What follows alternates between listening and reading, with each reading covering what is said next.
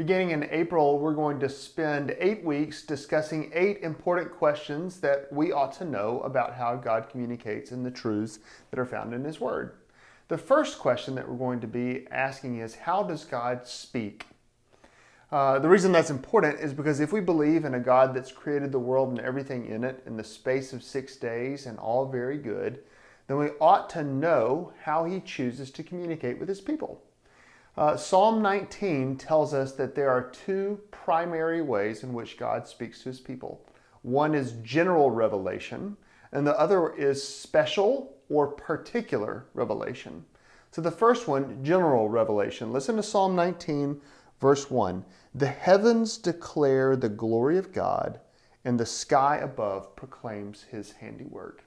We learn general things about His character, about His creativity, about God in nature. So we learn things about God's power in the breeze that we feel against our face.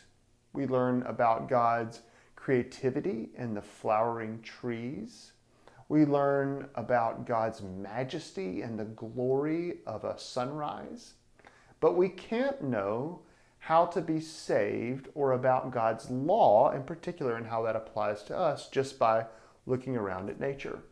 But Psalm 19 says that there's another kind of revelation, not just general revelation, but specific, special, or particular revelation that teaches us about God's Word. Psalm 19, verse 7. The law of the Lord is perfect, reviving the soul. The testimony of the Lord is sure, making wise the simple. The precepts of the Lord are right, rejoicing the heart. The commandment of the Lord is pure, enlightening the eyes. In other words, the psalmist teaches us that the way that we're to learn about salvation, how we're to relate to God, how we are to enjoy Him in a relationship isn't found through nature, but particularly found in His Word. So, what does that mean for us today?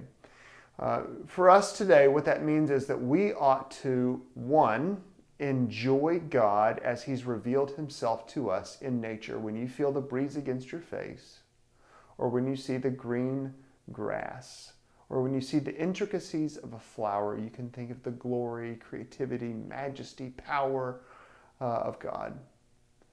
But when we study God's Word, when we treasure it, memorize it, lay it up in our hearts, and practice it in our lives, we learn about God's way to salvation through the person of Jesus Christ and how we can have right relationship with Him.